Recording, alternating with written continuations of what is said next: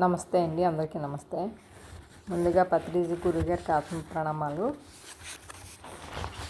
మీరందరూ కూడా ప్రకృతి త్రిబుల్ ఎయిట్ ఛానల్ని సబ్స్క్రైబ్ చేసుకోండి. ఈ ఆడియోని అంతా లైక్ చేయండి, షేర్ చేయండి. మనం వర్తమానీ భావ బుక్లో చదువుకుంటున్నాం. దీన్ని ఎక్కార్ట్ టోల్ గారు రాశారు. అందులోని విషయాలు తెలుసుకుంటున్నాం. ఈరోజు చెప్పుకునే టాపిక్ ఏంటి? వర్తమాన స్థితి అంటే ప్రజెంట్ మూమెంట్. మనం ఉన్న మూమెంట్ ప్రజెంట్లో ఉండడమే వర్తమాన స్థితి అన్నమాట. అందుకే అంటారు వర్తమానమే బహుమానం అంటారు కదా. ప్రజెంట్ ఈజ్ ఏ ప్రజెంటేషన్ అంటారు. ఈ టాపిక్ పేరు ఏంటంటే ఇందులోని అది మీరు అనుకుంటున్నది కాదు. ఈ టాపిక్ పేరు అన్నమాట.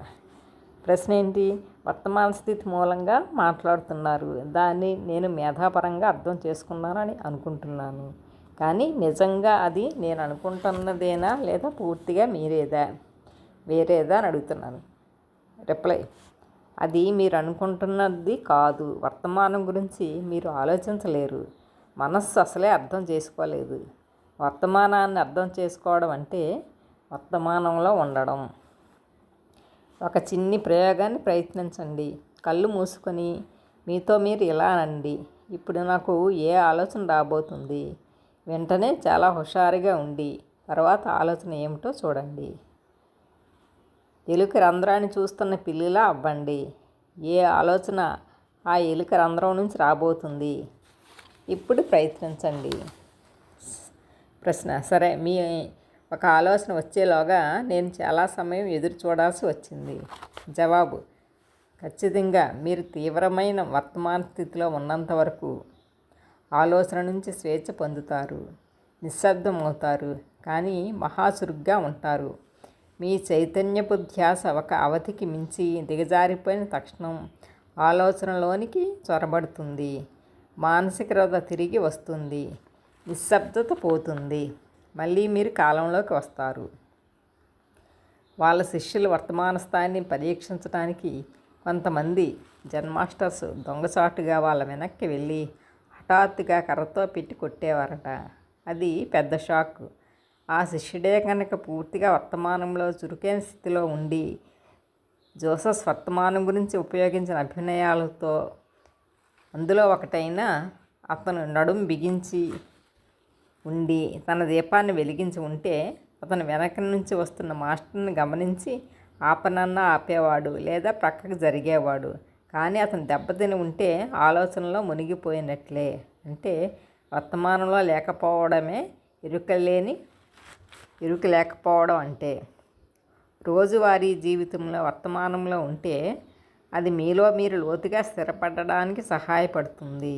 లేకపోతే ఆశ్చర్యపోయేంత భయంకర ప్రవాహ నదిలా మిమ్మల్ని మీ మనస్సు దానిలో చీడ్చుకుపోతుంది. మీలో లోతుగా స్థిరపడడం అంటే మీ ఉద్దేశం ఏమిటి అని అడిగారు అన్నమాట. లోతుగా స్థిరపడడం అంటే మానసికంగా లోతుగా స్థిరపడడం అంటే మీ ఉద్దేశం ఏమిటి అని అడిగారు. అంటే మీ శరీరంలో పూర్తిగా నివసించడం, ఎప్పుడు మీ ధ్యాసలో కొంత శరీరపు అంతర్శక్తి క్షేత్రంపై ఉంచడం. అసలు చెప్పాలంటే లోపల నుంచి శరీరాన్ని భావించడం. శరీరపు ఎరుక మిమ్మల్ని వర్తమానం వైపు మళ్ళిస్తుంది. ఈ క్షణంలోకి మిమ్మల్ని లాగివేస్తుంది. ఎదురుచూపు యొక్క గూఢార్థం ఏమిటి? ఒక అర్థంలో వర్తమాన స్థితిని ఎదురుచూపుతో పోల్చవచ్చు. కొన్ని నీతి కథల్లో ఎదురుచూపు యొక్క అభినయాలు జీసస్ ఉపయోగించాడు. నేను ఇంతకు ముందు చెప్పిన వర్తమానాన్ని వాయిదా వేసి మామూలుగా కలతపరిచే, విసుగు కలిగించే ఎదురుచూపు కాదు ఇది. భవిష్యత్తులోని ఒక బిందువైన మీ ధ్యాసను కేంద్రీకరించి ప్రస్తుతాన్ని కావలసిన దాన్ని దక్కకుండా చేసే ఒక అవాంఛిత అవరోధంగా మీరు పరిగణించే ఎదురుచూపు కాదు ఇది. మీ పూర్తి జాగరూకతను, చురుకుదనాన్ని కోరే శ్రేష్టమైన వేరే రకపు ఎదురుచూపు ఒకటి ఉంది.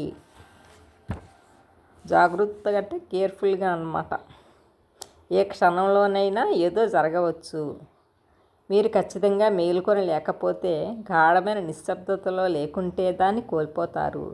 ఈ రకమైన ఎదురుచూపే గురించే జీసస్ మాట్లాడుతారు. ఈ స్థితిలో మీ పూర్తి ధ్యాసంతా ఈ క్షణంలోనే ఉంటుంది. పగటి కలలకు ఆలోచనలకు గుర్తు చేసుకోవడానికి ఆపేక్షించడానికి ఏమీ మిగలదు. అందులో ఏ ఆతృత ఉండదు, భయము ఉండదు, కేవలం చురుకైన వర్తమానం. మీరు మీ పూర్తి ఉనికితో, మీ శరీరంలోని ప్రతి అణువుతో మమేకమై ఉంటారు. ఆ స్థితిలో భూత భవిష్యత్తులున్న మీ వ్యక్తిత్వం మీకు ఇష్టమైతే ఇక అక్కడ ఉండదు. వాస్తవానికి ఇంతకు ముందెన్నడూ ఎప్పుడూ లేని విధంగా ఇప్పుడు మీరు మరింత పూర్ణమైన వారు అవుతారు. లేదా ఇప్పుడు మాత్రమే నిజంగా మీరు మీరయ్యారు. యజమాని రాక కోసం ఎదురు చూస్తున్న నౌకరులా అవ్వండి అన్నారు జీసస్. ఏ సమయంలో యజమాని వస్తాడో నౌకరికి తెలియదు, కనుక అతను మేల్కొని ఉంటాడు. చురుగ్గా, శాంతంగా, సమభారంగా ఉంటాడు. యజమాని రాకను తప్పిపోకుండా వేరొక నీతి కథలో వారి దీపాలను వెలిగించేందుకు వర్తమానంలోకి సరిపడా నూనె అంటే చైతన్యం లేనందున వరుడిని అంటే ఈ క్షణం కోల్పోయి వివాహ వేడుక అనే జ్ఞాన ప్రకాశాన్ని చేరుకోలేకపోయిన 5 నిర్లక్ష్యపు ఎరుకులేని ఆడవారి గురించి జీసస్ చెప్పారు. ఈ 5 వ్యతిరేకంగా సరిపడా నూనె చైతన్యంలో ఉంటే గనక 5 వివేకవంతులై ఆడవారు నిలబడతారు. ఈ గోస్పెల్స్ని వ్రాసిన వారికి కూడా ఈ నీతి కథల సారం అర్థం కాలేదు. కనుక ఇవి వ్రాసినప్పుడు మొట్టమొదట వక్రీకరణలు, అపార్థాలు చొరబడ్డాయి. అనంతరం వచ్చిన పొరపాటు వివరణల వల్ల వాస్తవార్థం పూర్తిగా మరుగయ్యింది. ప్రపంచాంతం గురించి కాక మానసిక కాలాంతం గురించే ఈ సామెతలు వివరిస్తాయి. ఇవి అహంపూరితమైన మనస్సు యొక్క మార్పును, సరికొత్త చైతన్యపు స్థితిలో జీవిత సంభవాన్ని సూచిస్తూ ఉంటాయి. మీ వాస్తవంలోని స్థిరత్వం నుంచే అందం ఉదయిస్తుంది. Next topic. ఇప్పుడు మీరు వివరించింది నేను ప్రకృతి మధ్య ఒంటరిగా ఉన్నప్పుడు కొన్ని క్షణాల పాటు అప్పుడప్పుడు అనుభవిస్తూ ఉంటాను అని చెప్తున్నారు. దానికి రిప్లై ఏం చెప్తున్నారంటే, జవాబు అవును, క్షణమాత్రపు అంతర్దృష్టి అంటే క్షణకాలపు పూర్తి వాస్తవం. ఆలోచనారహిత స్థితిని వివరించడానికి జెన్ మాస్టర్స్ సటోరీ అనే పదాన్ని ఉపయోగించేవారు. సటోరీ పెద్ద మార్పేమీ కాకపోయినా ఇది మీకు జ్ఞానం యొక్క రుచిని సూచిస్తుంది. కనుక ఇది వచ్చినప్పుడు కృతజ్ఞులు అవ్వండి. అదేమిటో తెలియకుండా, దాని విశిష్టతను గ్రహించకుండానే దాన్ని మీరు ఎన్నోసార్లు అనుభవించి ఉంటారు. ప్రకృతి అందాన్ని, హుందాతనాన్ని, పవిత్రతను తెలుసుకోవడానికి ప్రత్యక్షత అవసరం. మీరు ఎప్పుడైనా ఒక స్వచ్ఛమైన రాత్రిపూట అనంతమైన ఆకాశాన్ని, దాన్ని ఊహాతీతమైన ఆ విశాలతను అనుభవించారా? ఆ సంపూర్ణమైన నిశ్చలతకి భక్తితో అమితంగా ఆశ్చర్యపోయారా? అడవిలోని పర్వత సెలయేరు సంగీతాన్ని ఎప్పుడైనా నిజంగా విన్నారా? లేదా ప్రశాంతమైన వేసవి సాయంత్రపు సంధ్యా సమయాన్న కోకిల పాటను విన్నారా? వీటి ఉనికి తెలియాలంటే మనస్సు నిశ్చలంగా ఉండాలి. ఒక్క క్షణం పాటు మీరు భూత భవిష్యత్తులో ఉన్న వ్యక్తిగత సమస్యలను, మొత్తం జ్ఞానాన్ని క్రింద పెడితే తప్పక మీరు చూస్తారు కానీ చూడలేరు, వింటారు కానీ వినలేరు. మీరు పూర్తి ప్రత్యక్షత కావాలి. అందమైన బాహ్య రూపాల వెనుక ఇక్కడ అంతా పేరు పెట్టలేని, వర్ణించలేనిదైన ఏదో ఒక లోతైన అంతర్గత పవిత్రమైన సారం ఉంది. ఎప్పుడైనా ఎక్కడైనా ఈ అందం ఉన్నప్పుడు ఎలాగో ఆ అంతర్గత సారం ప్రకాశిస్తుంది. సాక్షిగా మీరు ఉన్నప్పుడు మాత్రమే అది తనను తాను వ్యక్తపరుచుకుంటుంది. ఈ పేరు లేని సారము మీ ప్రత్యక్షత ఒకటే అయి ఉంటుందా? మీ ప్రత్యక్షత లేకుండా అది ఉంటుందా? దాని లోపలికి లోతుగా వెళ్ళండి. మీకు మీరే తెలుసుకోండి. ఆ ప్రత్యక్షపు క్షణాలను మీరు అనుభవిస్తున్నప్పుడు కొంత సమయం పాటు ఆలోచనారహిత స్థితిలో ఉన్నట్లు గ్రహించి ఉండరు. అలా ఎందుకంటే ఆ స్థితికి, ఆలోచనల ప్రవాహానికి మధ్య విరామం చాలా తక్కువ. మళ్ళీ మనస్సు తిరిగి వచ్చేలోపు కొద్ది క్షణాలు మాత్రమే మీ సటోరీ ఉండాలి. కానీ అది అక్కడ ఉంది. లేకపోతే అందాన్ని మీరు అనుభవించి ఉండేవారు కాదు. అందాన్ని మనసు గ్రహించను లేదు, సృష్టించను లేదు. మీరు పూర్తిగా ప్రత్యక్షమైన ఆ కొద్ది క్షణాలు మాత్రమే ఆ అందం లేదా పవిత్రత ఉంటుంది. ఆ విరామం యొక్క ఇరుకుదనం, మీ మెలకువ చురుకుదనం లేని వల్ల అందం యొక్క ఆలోచనారహిత ఎరుక, గ్రహింపులకు దానికి పేరు పెట్టి అనువదించే ఆలోచనకు మధ్య మూల భేదాన్ని మీరు చూడలేకపోయి ఉంటారు. ఈ విరామ సమయం ఎందుకంటే ఎంత చిన్నదంటే అది ఒకే క్రమంగా తోస్తుంది. అయినా స్మృతి నిజానికి ఆలోచన వచ్చిన క్షణంలో మీకు మిగిలిందల్లా దాని స్మృతి మాత్రమే. గ్రహింపునకు ఆలోచనకు మధ్య విరామ సమయం ఎంత విశాలమైతే మానవుడిగా మీకు అంత లోతు ఉంటుంది. అంటే అంత చైతన్యవంతులవుతారు అని చెప్తున్నారన్నమాట. చాలామంది వారి మనసులో ఎంత బందీలై ఉన్నారంటే వారికి ప్రకృతి అందం అసలు తెలియదు. ఎంత అందమైన పువ్వు అని వాళ్ళు అనవచ్చు, కానీ అది కేవలం యాంత్రికమైన మానసిక ముద్రణ. స్థిరమై ప్రత్యక్షమై లేనందువల్ల వాళ్ళు పువ్వును నిజంగా చూడరు, దాని సారాన్ని పవిత్రతను భావించినట్లుగా. ఇంతటి మన సాధిక్య సంస్కృతిలో జీవిస్తున్నాం కనుక చాలా వరకు ఆధునిక చిత్రకళ, సంగీత, సాహిత్య, శిల్పకళలు బహు తక్కువ మినహాయింపులు తప్ప అన్ని అందాలు అంతర్సారం లేకుండా శూన్యమైపోయాయి. దానికి కారణం వాటిని సృష్టించేవారు ఒక్క క్షణమైనా వాళ్ళ మనస్సుల నుండి స్వేచ్ఛను పొందలేదు. కనుక అసలైన సృజనాత్మకత, అందాలు పుట్టే ఆ స్థలంలో వాళ్ళెప్పుడూ కలిసి ఉండలేదు. మనసు తనంతట తానే వికృతాలను సృష్టిస్తుంది. కేవలం ఈ కళావేదికలు మాత్రమే కాదు, మన పట్టణ ప్రదేశాలు, పారిశ్రామిక వ్యర్థ భూములను చూడండి. ఏ నాగరికత కూడా ఇంత చండాలాన్ని ఎప్పుడూ కలిగి చేయలేదు. స్వచ్ఛమైన చైతన్యాన్ని ప్రత్యక్షంగా గ్రహించడం. ప్రశ్న: ఉనికి, ప్రత్యక్షత ఒకటేనా? జవాబు: మీరు ఉనికిపై జాగరూకులైతే వాస్తవానికి ఏమి జరుగుతుందంటే ఉనికి తనపై తాను జాగృతమవుతుంది.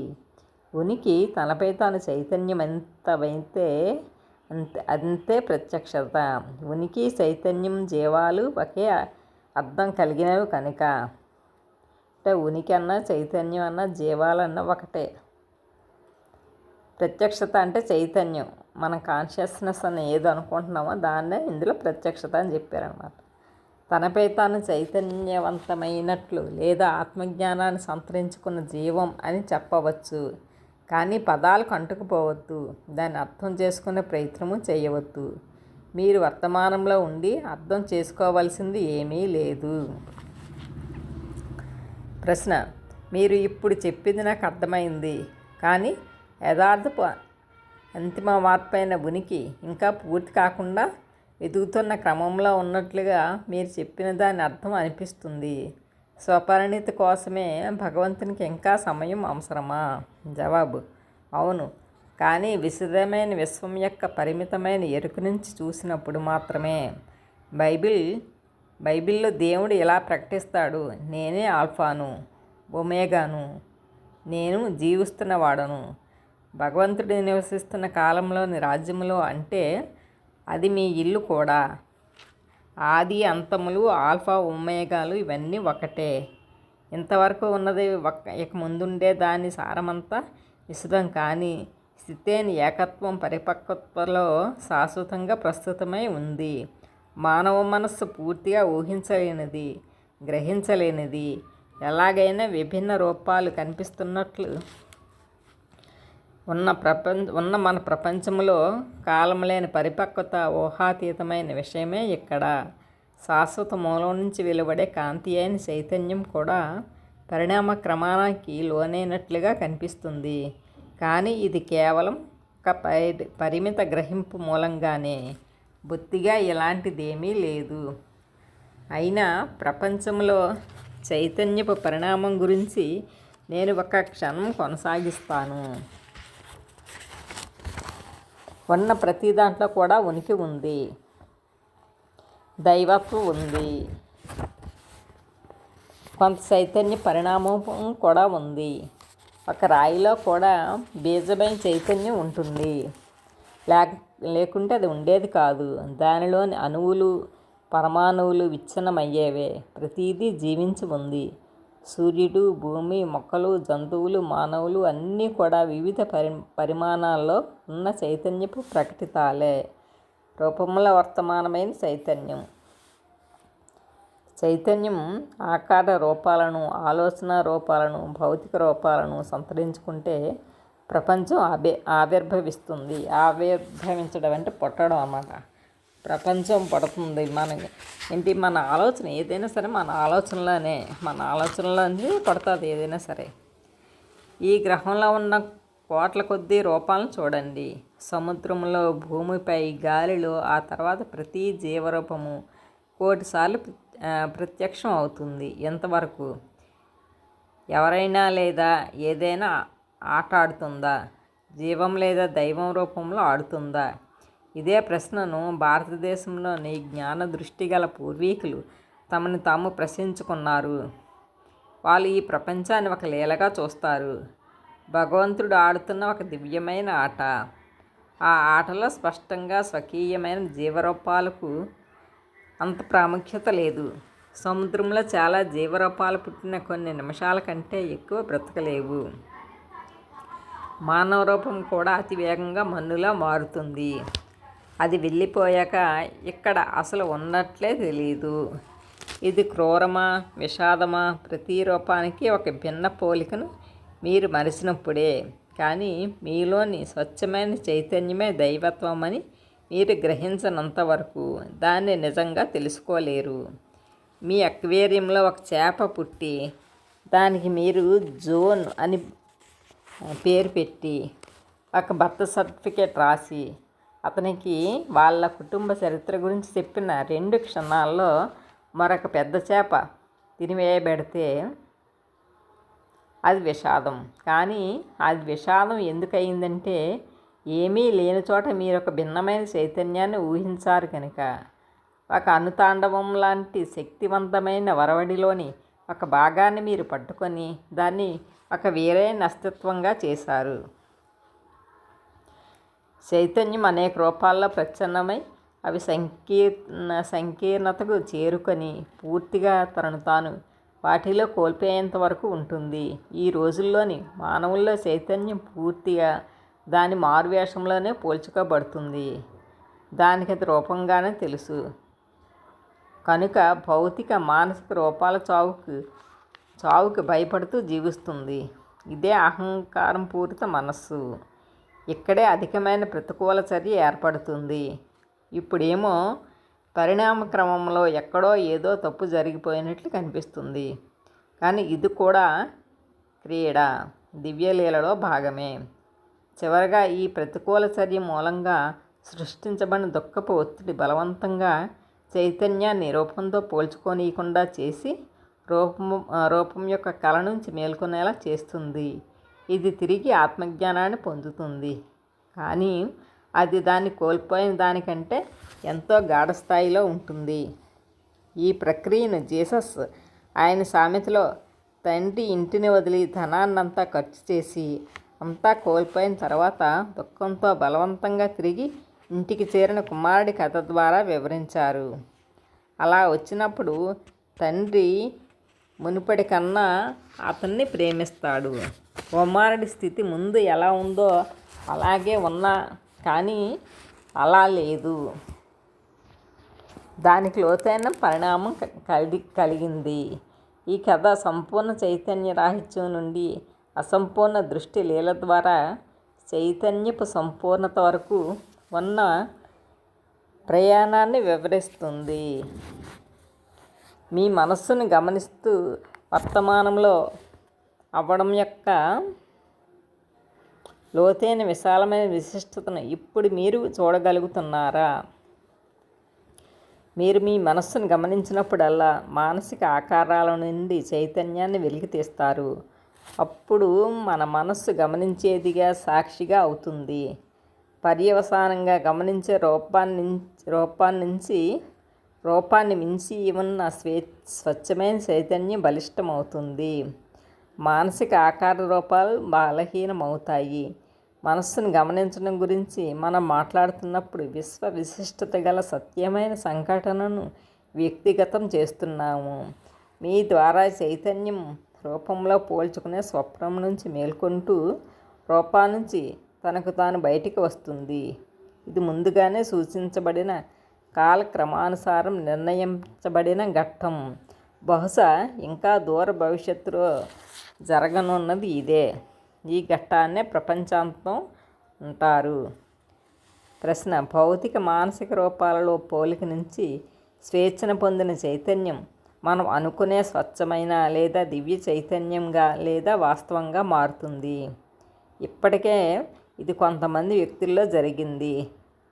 త్వరలో మరింత పెద్ద మొత్తంలో ఇది జరగవచ్చని ఉద్దేశించబడింది. అయినా ఖచ్చితంగా ఇది జరుగుతుందనే పూచి ఏమీ లేదు. చాలామంది మానవులు ఇప్పటికీ అహంకారపూరితమైన చైతన్యంలో బిగబట్టి ఉన్నారు. వాళ్ళ మనస్సుతో పోల్చుకోబడి దానిచే నడిపించబడుతున్నారు. తగిన సమయంలో వాళ్ళ మనస్సు నుంచి స్వేచ్ఛను పొందలేకపోతే అది వాళ్ళను ధ్వంసం చేస్తుంది. వాళ్ళు మరింత అయోమయాన్ని, ఘర్షణను, హింసను, వ్యాధులను, బాధను, పిచ్చిని అనుభవిస్తారు. అహంకారపు మనస్సు కింద మునిగిపోతూ ఉంటారు.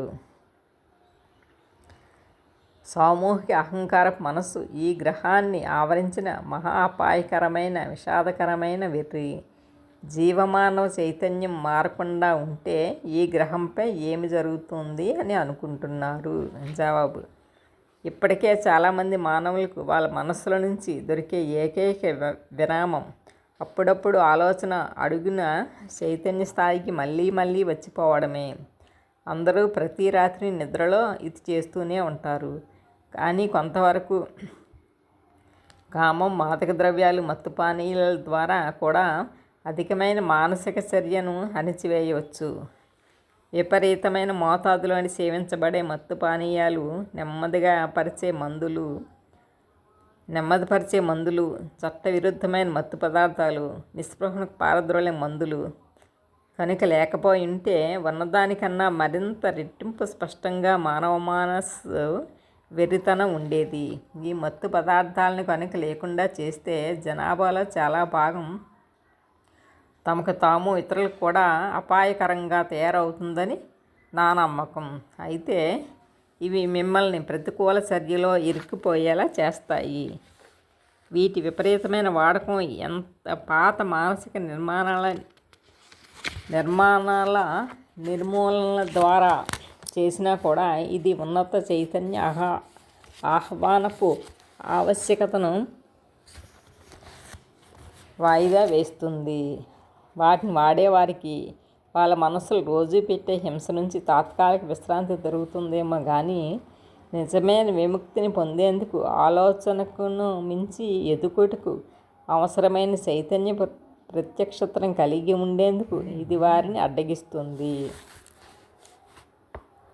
మనస్సు కాస్త కింద చైతన్య స్థితికి దిగజారడం అంటే మన సుదూర పూర్వీకులు, జంతువులు, మొక్కలు ఉండే ఆలోచన జనించని స్థాయికి పడిపోవడం. ఇది ఇప్పుడు మనం ఎంచుకోదగింది కాదు. వెనక్కి తిరిగి వెళ్ళడానికి మార్గమే లేదు. మానవజాతికి బ్రతికి బట్ట కట్టాలంటే అది తర్వాత స్థాయికి వెళ్ళాల్సిందే.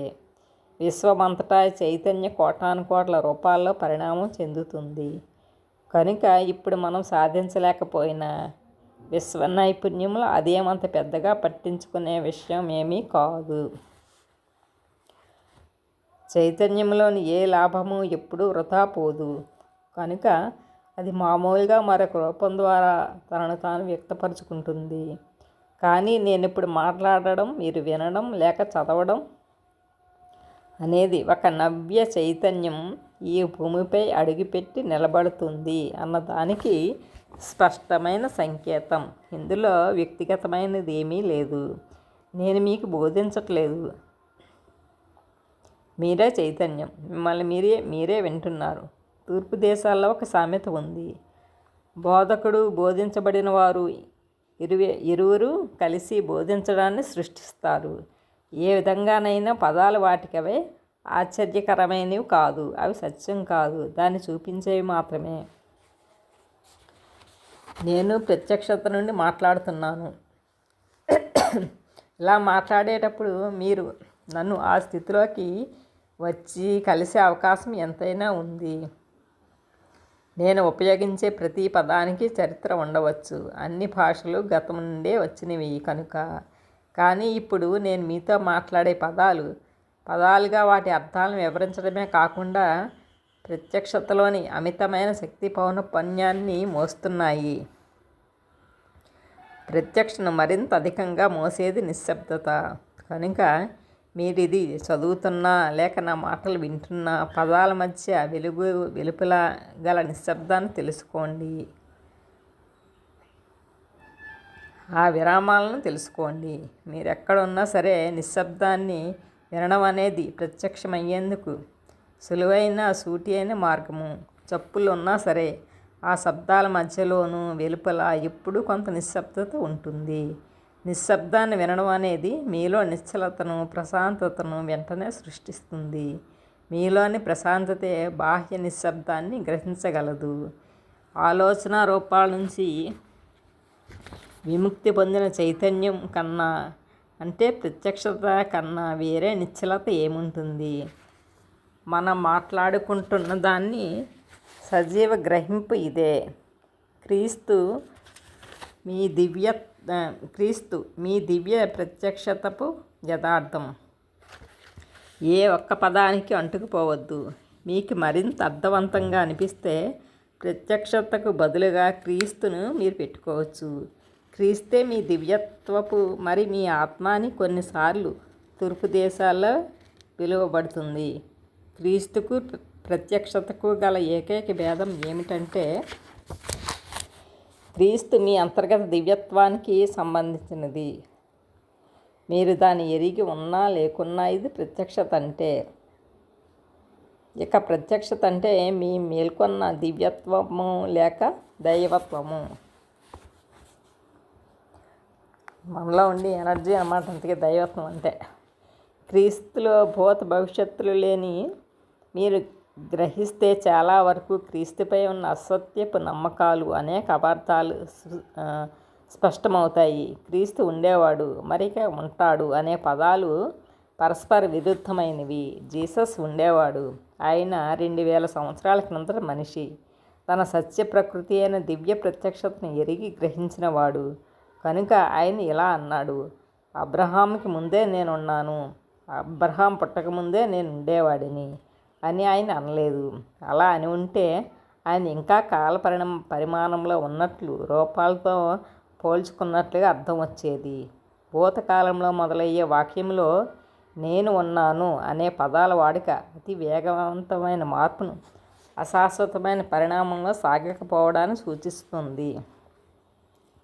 అతి గొప్ప గంభీరమైన జన్ వంటి వివరణ బహు విషయకరమైన ఆలోచన ద్వారా కాకుండా జీసస్ ప్రత్యక్షత మరి ఆత్మ సంభావ్యతల అర్థాలను సూటిగా తెలియజేసేందుకు ప్రయత్నించాడు. ఆయన కాలం పాలించే చైతన్యపు పరిమాణాన్ని మించి కాలం లేని రాజ్యంలోకి వెళ్ళాడు. శాశ్వతపు పరిమాణం ఈ ప్రపంచంలోకి వచ్చింది. శాశ్వతత్వం అంటే అనంతమైన కాలం అని కాదు. దాని అర్థం కాలమే లేకపోవడం.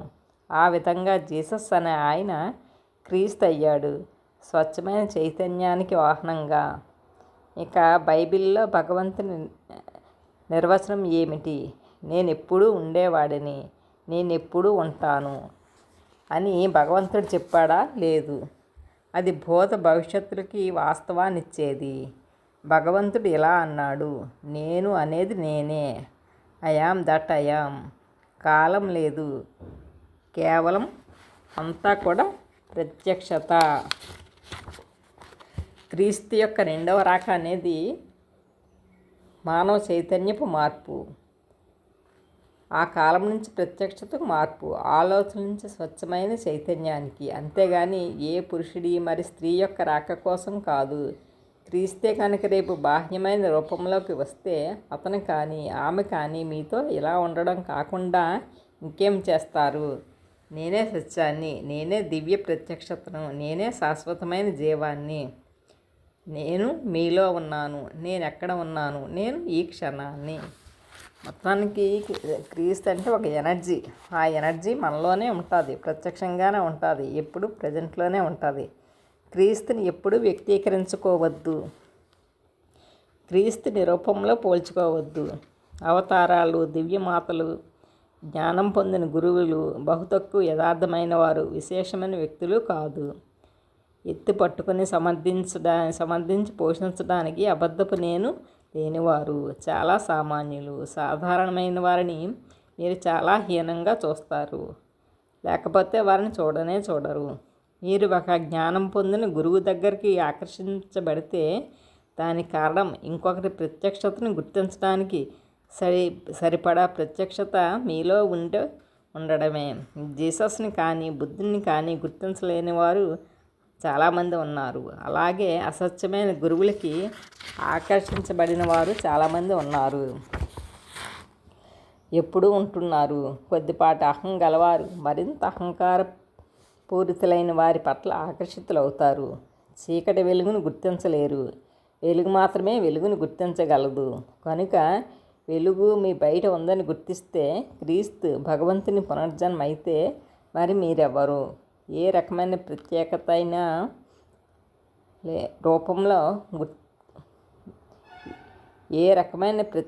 అయినా రూపంలో గుర్తింపు రూపంలో పోలికే అహం అంటే మరి ఎలాంటి మారువేషం వేసుకున్నారు? మనం ఎలాంటి మారువేషం వేసుకున్నా సరే మాస్టర్ యొక్క ప్రత్యక్షతను నామరూపాలలేని మీలోని మీ సొంత గుర్తింపును ప్రతిబింబించేలా మరింత అద్భుతంగా మీరు ప్రస్తుతమయ్యేలా ఉపయోగించుకోండి. వెంటనే ప్రత్యక్షతలో నాది లేదా నీది అనేది లేదని గ్రహిస్తారు. ప్రత్యక్షత అనేది ఒక్కటే. మీ ప్రత్యక్షత కాంతిని మరింత ప్రకాశింపజేసేందుకు సామూహిక చర్య కూడా సహాయపడుతుంది. ప్రత్యక్షత అంటే ఇక్కడ చైతన్యం. ప్రత్యక్ష స్థితిలో ఉన్న ఒక సమూహంలోని వారు కలిస్తే గొప్ప ప్రకాశవంతమైన సామూహిక శక్తి క్షేత్రాన్ని ఉత్పత్తి చేస్తారు.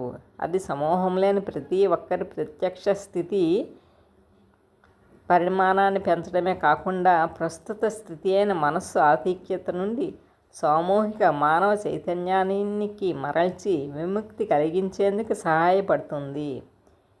ఇది ప్రత్యక్ష స్థితి అంటే చైతన్య స్థితి అని చెప్పడం. ఇది చైతన్య స్థితి మరింత ఎక్కువగా ప్రతి ఒక్కరికి సన్నిహితమయ్యేలా చేస్తుంది. అయినా సమూహంలో కనీసం ఒక్కసారైనా అందులో పూర్తిగా నిమగ్నలై ఉండి ఆ స్థితి యొక్క శక్తి పౌనఃపున్యాన్ని పట్టుకుంటే తప్ప అహంకారపు మనస్సు అతి సులువుగా తనను తాను నొక్కి చెప్పకుండానే ఆ సమూహం యొక్క ప్రయత్నాలను ధ్వంసం చేయగలదు. సామూహిక చర్య అమూల్యమైనదైనా అది సరిపోదు. మీరు దానిపై ఆధారపడకూడదు, గురువు లేదా మాస్టర్ మీద ఆధారపడకూడదు. కేవలం పరిణామ సమయంలో మీరు ప్రత్యక్షత యొక్క అర్థాన్ని సాధనను నేర్చుకునేటప్పుడు తప్ప. అంటే ఇక్కడ ఏం చెప్తున్నారు? మనం ఏదైనా ఒక నేర్చుకునేటప్పుడు మనకి గురువుని కానీ మాస్టర్ల మీద కానీ వాళ్ళ మీద డిపెండ్ అవ్వాలి. ఎప్పుడైతే వర్తమాన స్థితిలో ఉన్నామో అప్పుడు మన మీద మనమే ఆధారపడాలి, మన చైతన్యాన్ని మనమే తెలుసుకోవాలి అని చెప్తున్నారు. ఓకే అండి, థ్యాంక్ యూ వెరీ మచ్.